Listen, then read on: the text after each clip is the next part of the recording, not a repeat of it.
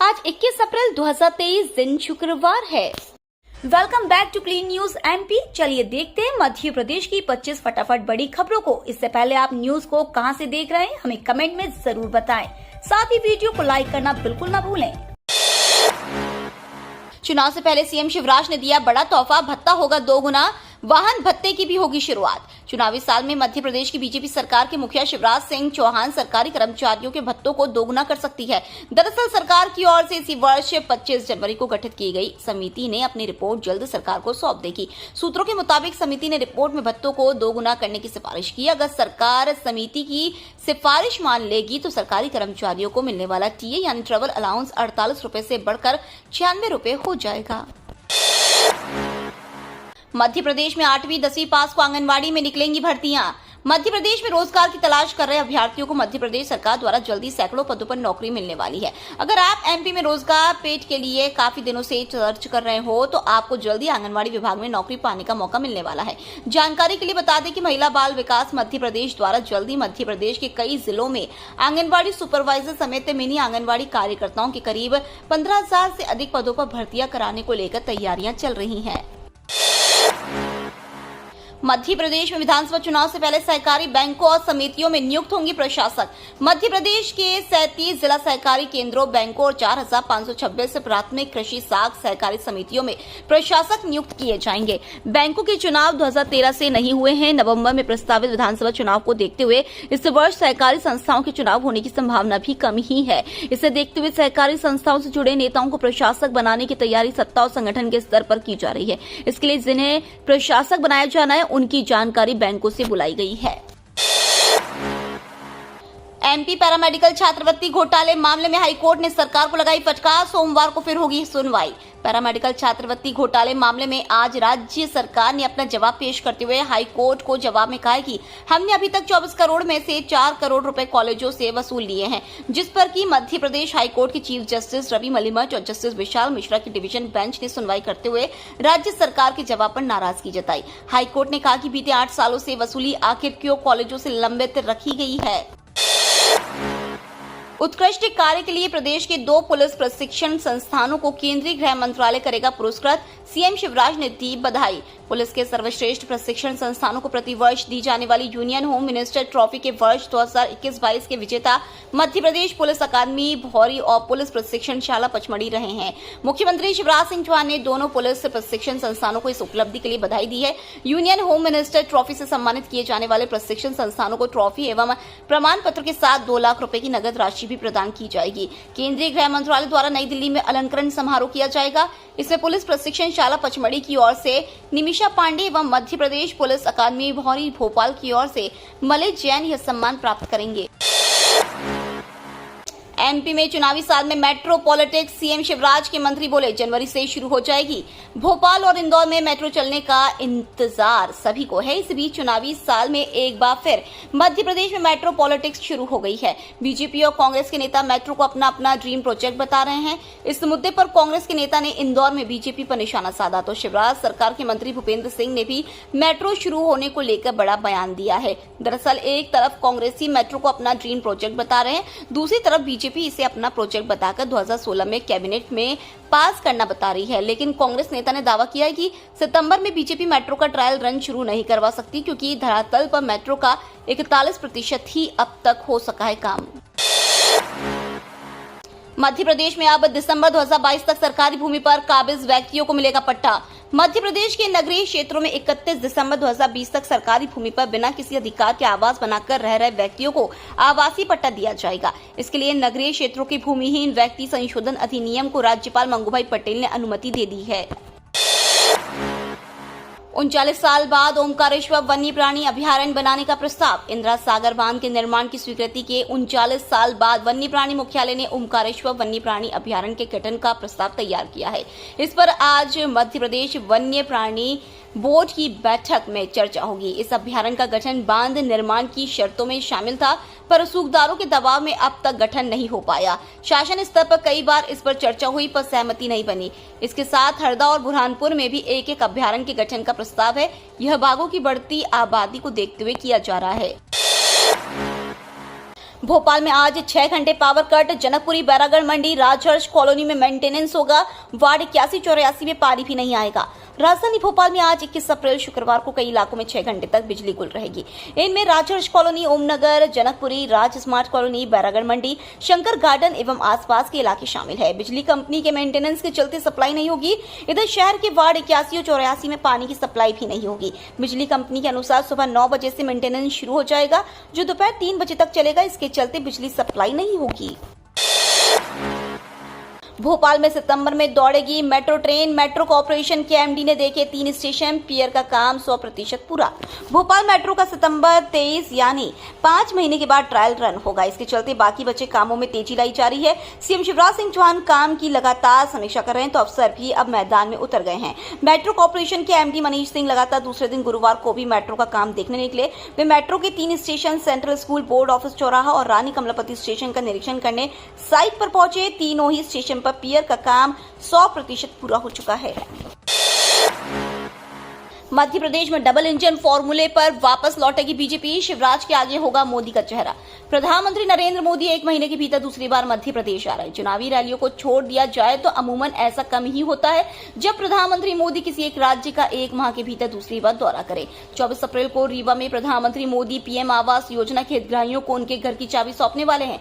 ऊपर से देखने में तो यह गैर राजनीतिक कार्यक्रम समझ में आता है, लेकिन वास्तविकता कुछ और संकेत दे रही है। राजनीतिक जानकार प्रधानमंत्री के इस दौरे को आने वाले विधानसभा चुनाव के हिसाब से बीजेपी की नई रणनीति मान रहे हैं। कमलनाथ ने कांग्रेस के 16 नेताओं को सौंपी अलग अलग जिलों की जिम्मेदारी। नवंबर में होने वाले विधानसभा चुनाव में पार्टी की जीत सुनिश्चित करने के लिए प्रदेश कांग्रेस अध्यक्ष कमलनाथ ने 16 नेताओं को अलग अलग जिलों की जिम्मेदारी सौंपी है। ये सभी आवंटित जिलों में संगठन को बूथ स्तर पर मजबूत करने के साथ चुनाव की कार्य योजना बनाकर काम करेंगे। पूर्व केंद्रीय मंत्री सुरेश पचौरी को विंध्य, अरुण यादव और जीतू पटवारी को बुंदेलखंड और जयवर्धन सिंह को इंदौर व उज्जैन जिले का दायित्व दिया गया है। पूर्व नेता प्रतिपक्ष अजय सिंह और फूल सिंह बरैया ग्वालियर चंबल क्षेत्र में चुनाव की तैयारियों की कमान संभालेंगे। पूर्व मुख्यमंत्री दिग्विजय सिंह समन्वय का काम देखेंगे। कोर्ट में उलझा ओबीसी आरक्षण मध्य प्रदेश में बन सकता है चुनावी मुद्दा। मध्य प्रदेश में ओबीसी वर्ग को अधिक से अधिक अवसर और आरक्षण देने का दावा भाजपा कांग्रेस दोनों ही पार्टियों के लिए राजनीतिक जोखिम बनता जा रहा है। मध्य प्रदेश विधानसभा चुनाव में इस बार ओबीसी आरक्षण का मामला बड़ा चुनावी मुद्दा बन सकता है। यह मामला अभी भी हाईकोर्ट में लंबित है। 17 सूत्रीय मांगों को लेकर सौंपा ज्ञापन। कर्मचारी अधिकारी संयुक्त मोर्चा ने किया प्रदर्शन। बोले 29 मई को भोपाल में करेंगे आंदोलन। कर्मचारी अधिकारी संयुक्त मोर्चा ने गुरुवार को पुरानी पेंशन बहाली समेत 17 सूत्रीय मांगों को लेकर एक ज्ञापन सौंपा। प्रदेश के कर्मचारियों और अधिकारियों के 5 विभिन्न संगठनों ने अपनी मांगों को लेकर संयुक्त मोर्चा बनाया है। संयुक्त मोर्चा ने पहले चरण के अंतर्गत ज्ञापन दिया। 29 मई को दूसरे चरण में भोपाल में आंदोलन होगा। संयुक्त मोर्चा पदाधिकारी उमराव सिंह ने बताया कि प्रदेश स्तर पर संयुक्त मोर्चा 5 संगठनों ने मिलकर बनाया है, जिसमें लिपिक वर्ग कर्मचारी, राजस्व कर्मचारी, तृतीय वर्ग कर्मचारी संघ, पेंशन मोर्चा कर्मचारी संघ और राज्य कर्मचारी संघ ने मिलकर संयुक्त मोर्चा बनाया है। पशुपालन के लिए किसान क्रेडिट कार्ड पर मिल रहा है 2 लाख रुपए का लोन।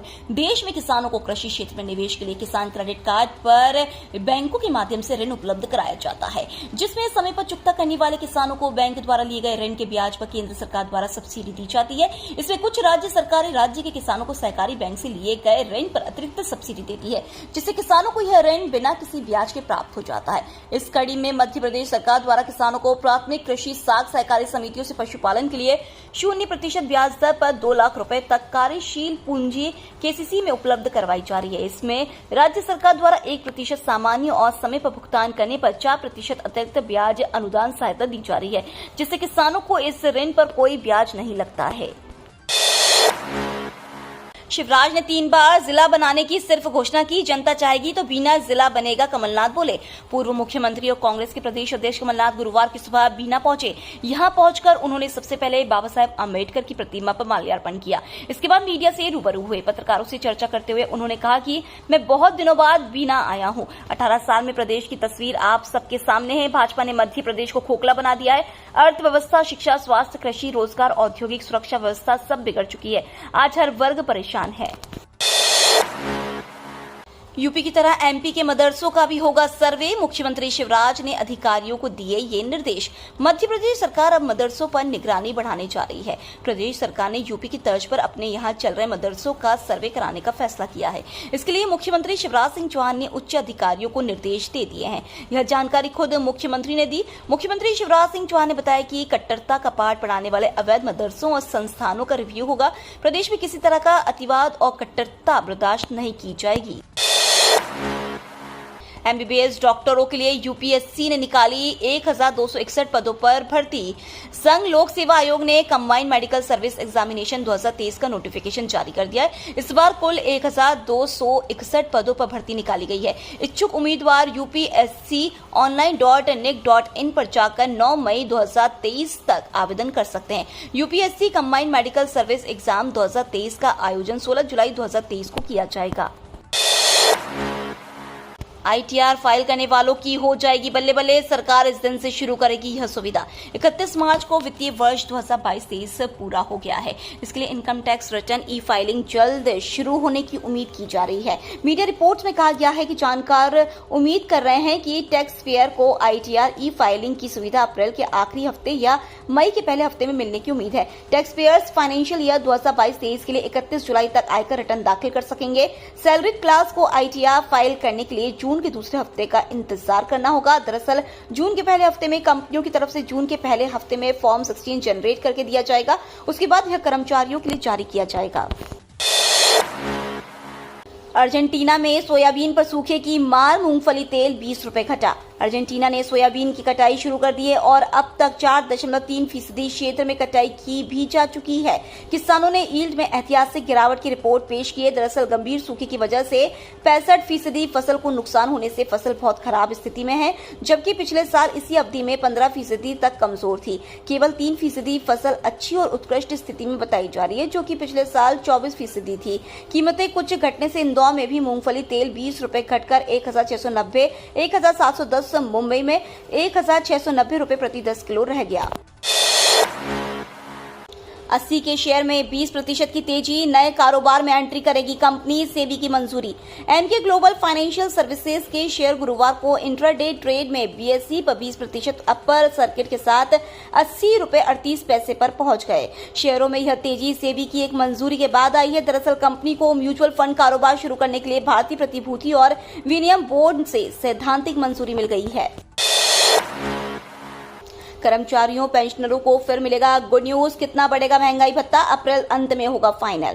केंद्रीय कर्मचारियों पेंशनरों के लिए खुशखबरी है। जुलाई में एक बार फिर 3 से 4% महंगाई भत्ता बढ़ने की उम्मीद है। हालांकि डीए में कितनी बढ़ोतरी होगी यह एआईसीपीआई इंडेक्स के 6 माही आंकड़ों पर निर्भर करेगा, जो लेबर मिनिस्ट्री द्वारा जारी किए जाएंगे। अब तक जनवरी फरवरी के आंकड़े जारी हो चुके हैं और 28 अप्रैल को मार्च के आंकड़े जारी होने हैं। अगर अंक में बढ़ोतरी हुई तो डीए 4% तक बढ़ सकता है, वरना 3% वृद्धि तो तय है। खुशखबरी, सीआरपीएफ भर्ती की उम्र सीमा में 3 साल की छूट। 9000 पदों के लिए आवेदन की अंतिम तिथि भी बढ़ाई गई। अधिकतम उम्र सीमा को पार कर चुके देश भर के युवाओं को केंद्रीय रिजर्व पुलिस बल में नौकरी पाने का अवसर मिलेगा। उच्च न्यायालय ने केंद्र सरकार को सीआरपीएफ भर्ती परीक्षा में अधिकतम उम्र सीमा 3 साल बढ़ाने का आदेश दिया है। यह छूट सिर्फ एक बार के लिए होगी। जस्टिस सुरेश कुमार कैत और मनमीत प्रीतम सिंह अरोड़ा की पीठ ने सीआरपीएफ में चालक सिपाही भर्ती 2023 में तय उम्र सीमा पार करने वाले युवाओं की ओर से दाखिल याचिकाओं का निपटारा करते हुए यह आदेश दिया है। पीठ ने कहा है कि प्रासंगिक रूप से इस तरह के मामले में पहले भी अधिकतम उम्र सीमा में छूट दी गई है। आरबीआई ने रद्द किया 8 बैंकों का लाइसेंस, नहीं कर सकेंगे लेन देन। अगर आपका बैंक अकाउंट किसी कोऑपरेटिव बैंक में है तो यह खबर आपको जरूर पढ़नी चाहिए। बैंकों को पिछले कुछ सालों से रिजर्व बैंक की कड़ी कार्रवाई का सामना करना पड़ रहा है। इसी का असर है कि आरबीआई ने कुछ बैंकों के लाइसेंस तक रद्द कर दिए। इतना ही नहीं, कुछ बड़े बैंकों पर केंद्रीय बैंक ने भारी भरकम जुर्माना भी लगाया है। रिजर्व बैंक की कार्रवाई में सबसे ज्यादा नुकसान का सामना कोऑपरेटिव बैंकों को करना पड़ रहा है। आरसीबी ने हासिल की तीसरी जीत, पंजाब को 24 रनों से हराया। पंजाब किंग्स को आरसीबी ने 24 रनों से हरा दिया। आरसीबी की जीत के हीरो कार्यवाहक कप्तान विराट कोहली और फाफ डु प्लेसिस रहे, जिन्होंने शानदार पारियां खेली। मोहम्मद सिराज ने भी आरसीबी के लिए शानदार गेंदबाजी करते हुए 4 विकेट लिए। पंजाब की ओर से प्रभसिमरन सिंह ने सबसे ज्यादा 46 और जितेश शर्मा ने 41 रनों की पारी खेली। ये तो थी आज की 25 फटाफट बड़ी खबरें। अगर आपको न्यूज पसंद आई हो तो चैनल को सब्सक्राइब करना ना भूले। धन्यवाद।